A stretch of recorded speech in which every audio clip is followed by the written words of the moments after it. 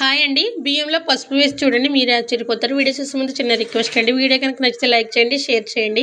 ఈ వీడియోని మీరు లైక్ చేసి షేర్ చేయడం వల్ల ఈ వీడియో అయితే చాలా మందికైతే యూజ్ అవుతుందండి. నేను ఇక్కడైతే 2 స్పూన్లు బియ్యం తీసుకున్నానండి. దాంట్లో అయితే ఫుల్‌గా కంఫర్ట్ అయితే వేసుకొని ఒక నిమిషం పాటు బియ్యాన్ని అయితే ఆరబెట్టుకున్నానండి. దాంట్లో 2 నాప్కిన్ బాల్స్ పౌడర్ చేసుకొని వేసుకున్నానండి. దాంట్లోనే ఒక స్పూన్ పసుపు కూడా వేసుకొని మొత్తం అంతా కూడా బాగా కలుపుకోవాలండి.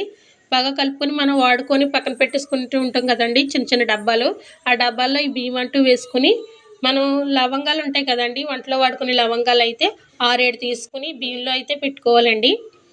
ఇలా లవంగాలు కూడా పెట్టుకొని మూత పెట్టుకోవాలండి. మనం బట్టల్లో షెల్ఫ్‌ల్లో గట్టా పెట్టుకున్నామంటే చాలా స్మెల్ వస్తుందండి. ఓడ నీళ్ళు గట్టా తెచ్చుకుంటూ ఉంటాం కదా!